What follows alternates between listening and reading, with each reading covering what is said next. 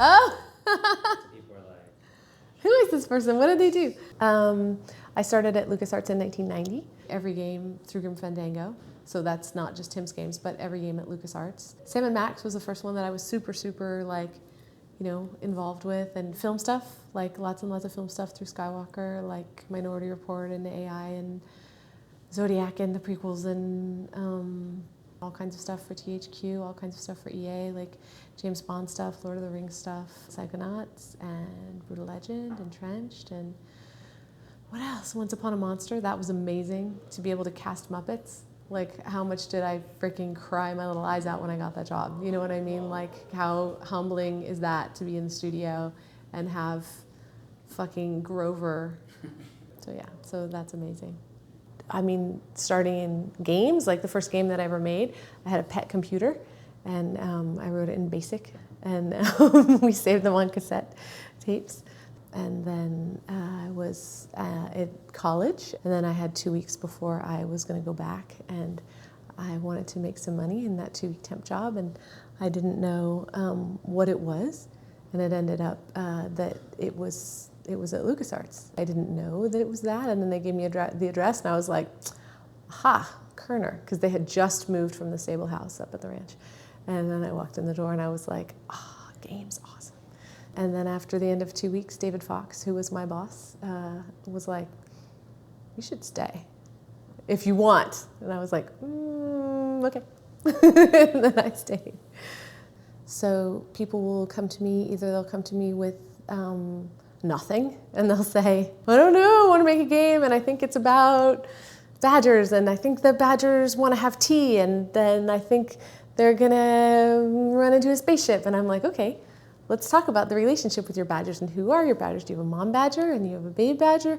Is it like criminal badgers? Like what is it? Let's talk about it, you know, and then we can develop their characters. Or sometimes people will come like Tim, who has done all that work, and he's thought about the relationships and who are these people, and what do they do, why do they do it? And then I will write a casting package. Sometimes I'll write sides, which is sample dialogue, and then we send it out to the agents, or like in the case of Full Throttle, we sent out a casting package to all the agencies, and we just weren't able to find exactly what we wanted for Ben. We wanted something really specific. At that time, we had cassette tapes. People would mail in cassette tapes, samples of their voice, and we just had like huge Tupperware bins of cassette tapes.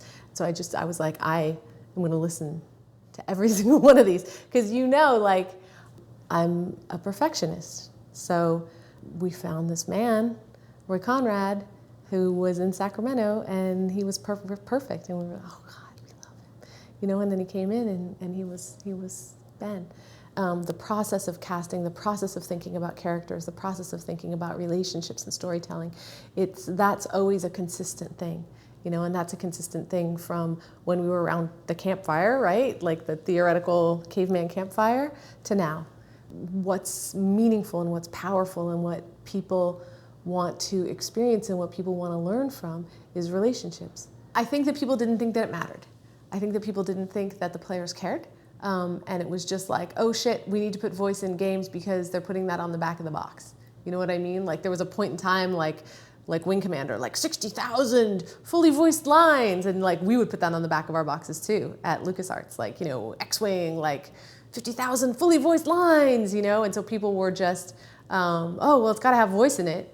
Like, but fucking whatever, you know what I mean? Because you think about like Street Fighter or whatever, like ha ha ha, or like things like that where the voice is terrible, it becomes, in something like Street Fighter, like it's hilarious, it's awesome, it's great.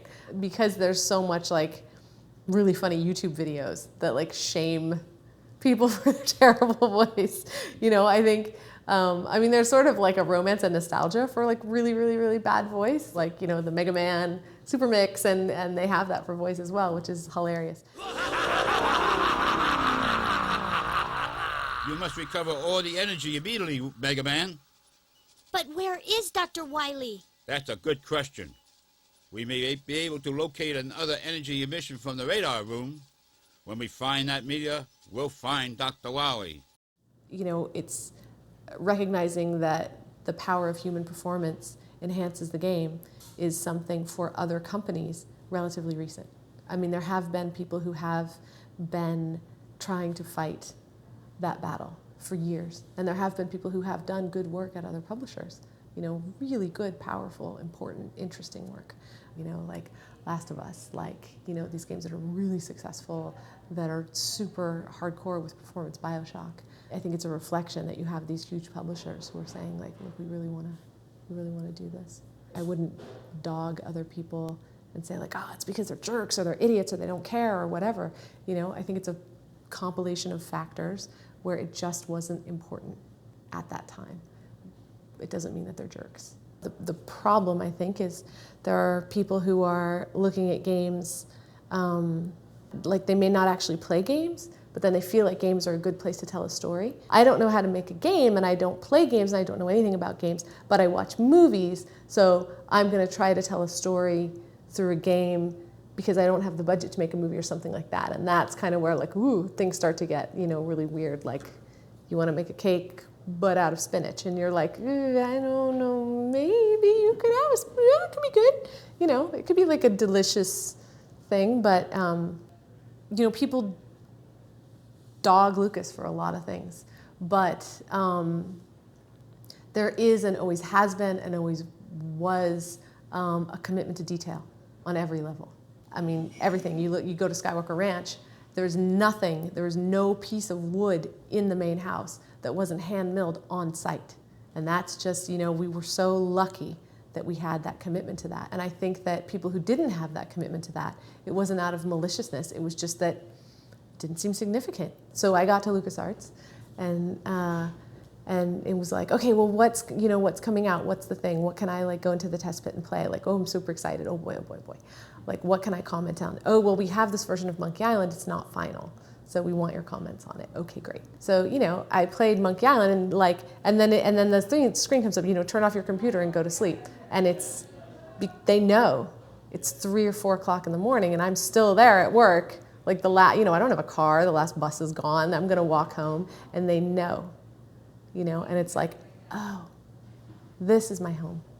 And I keep doing that, and I will keep doing that forever, for as long as we can, because I want everybody else to feel like they have a home, The first 2 years I was there, I was the manager of product support. I had a team of people who would answer the phone and answer hints and stuff like that.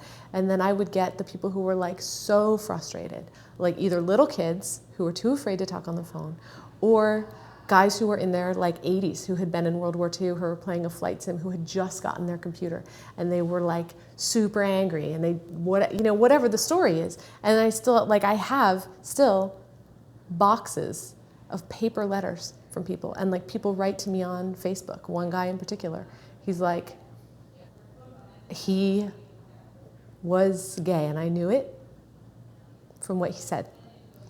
And without saying anything about it, I just wrote to him about, like, how beautiful life is and how beautiful life can be and all this stuff. And he wrote to me on Facebook, like, I don't know, 15 years later, 20 years later. And he's like, that letter changed my life. I'm like, So why wouldn't I do anything that I possibly could to give people a safe place? I mean, that was that letter in product support, but the games, I mean, it's the same. So, yeah, I believe in it a lot. Do you remember your, like, early days of Tim? Early days of Tim. Oh, I don't think I can tell any of those stories. You can skip ahead a little. Well, I mean, Tim was working on Monkey, right? So it was Tim and Dave and Ron, and they were working on Monkey. They were all hilarious. Like, there was, like, a clique of a certain group of people, and it was like, we'd go out and have pizza or go to one another's houses or whatever, and nobody said, that guy's so extraordinary. You know what I mean? Like, that's just Tim. Why do some people stand out? Why do some people then sort of rise, like, to a point of becoming more and more well-known? And it's because your focus is never on anything other than the purity of your intent. Like, Tim never got distracted. He was like, this is what I'm going to do. I'm going to take all of these risks. I'm going to take whatever financial proceeds I have, I'm going to take my house, I'm going to take and I'm going to do this, and I'm going to persevere no matter what, through everything, you know, because I believe in this, you know, and that's the thing that makes people go, oh my God, it is absolutely doing everything that it takes to continue to make this work that he believes in. My perspective on Double Fine is very different because I have never not worked with Tim. I mean, the first thing that I ever did was Monkey Island. I'm Chester in Monkey Island 2. Lucasfilm Games, Hintline, Chester speaking. Lost in the Dinky Island jungle in Monkey 2. Look, there are only 2 ways out of the room you're in. Figure it out, Knucklehead. It's all I know, and fucking thank God, you know?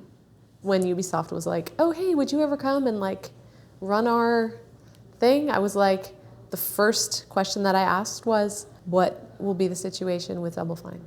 Like, the only reason why I'm not working there permanently now is because there aren't enough productions that that require me. And I was working there full time, and I actually said, look, I feel too guilty. Like, I can't eat up your budget because your budget is so tiny. Why don't you just hire me when you need me? People said, well, why don't you make the transition to directing films? Like, I love, well, one, games, obviously, but working with voice actors is just, you know, it's incredible. It's about supporting them, for me as a director, when they walk in, like with the girl today who walked in this morning. She's late, she's nervous, she's never worked with me before. I have a totally strong personality. It can be terrifying. She doesn't know what she's doing, she doesn't know anything about the game, she's not a gamer, she's not as experienced of a voice actress. So the question for me is always like, okay, first I start with the person. What does this person need to feel safe? Depending on what's going on in the scene, I will totally speak to them in the voice that I want to hear. If it's super exciting, I'll be like, oh my God, and then, because you see me be a goofball, you know what I mean? It's always like, but it's like, if that wasn't what I needed from the actor, I wouldn't be doing that, you know what I mean?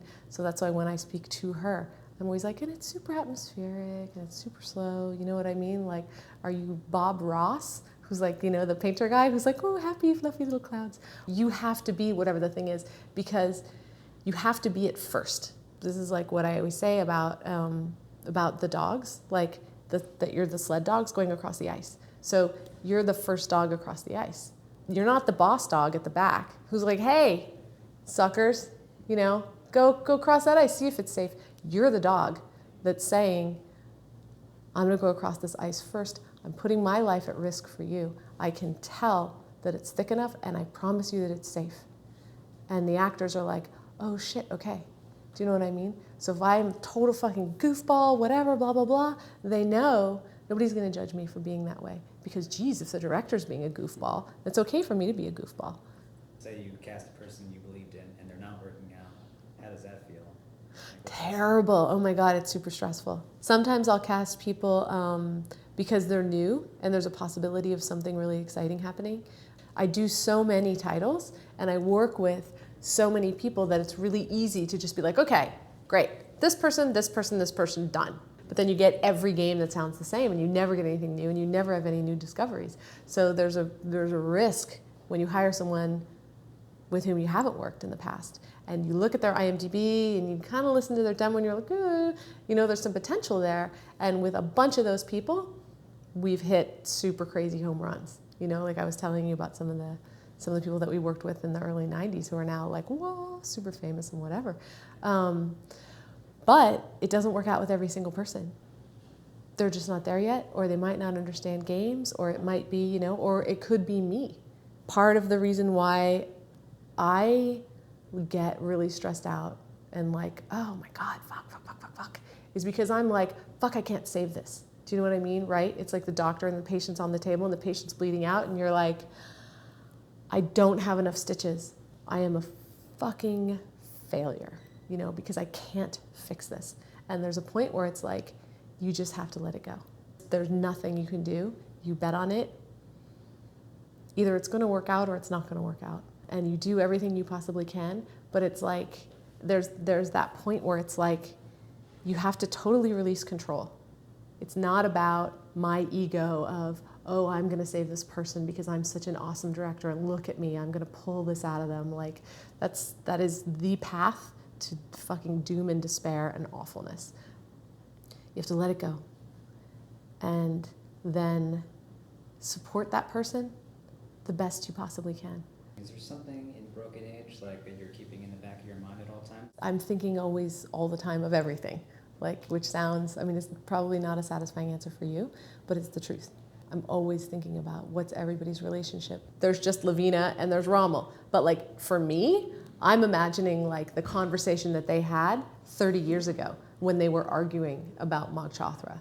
Even though Rommel only has 40 lines, you know, and Lavina only has like 15 lines. Like, for me, they live and they breathe for real with me, like always, in my heart and in my imagination. With every single game that I ever do, or every single thing that I ever work on, I'm always thinking about what is the experience of the player going to be. Because every game, good games, are conversations between the designer and the player. You're playing chess with someone who's your friend who you've never met. Like, what were they thinking about chicken with the pulley in the middle? You know what I mean? Like, what is that? And someone told me a story about Monkey Island, and they said, yeah, I hadn't played Monkey Island at it may have even been Tim. He was like, yeah, I hadn't played Monkey Island in a really long time. And he's like, I hadn't thought about it in a long time, and I hadn't played it. And he's like, you know, and in my mind, like, the governor's mansion was like this huge room. Like, the governor's mansion was, you know, this 20-room thing that you could go and you could explore, and there was this, and there were these bedrooms, and there was all these things. He's like, and then we were playing the game, and there we were, and it was like 2 screens. And it's, I think that if you're creating something, the world to you is huge. It's massive.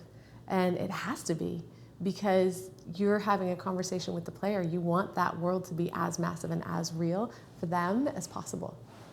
You know, it's a privilege. Like, it's a privilege to make these games for these people. Like, the reason why I'm so intensely emotional about it is because I just feel like I should, like, bow to everybody, you know? Like, and it sounds pretentious and stupid, and people will, like, tear it apart on Kotaku or whatever, but, you know, I am a believer, and I have always been a believer, and I always will be.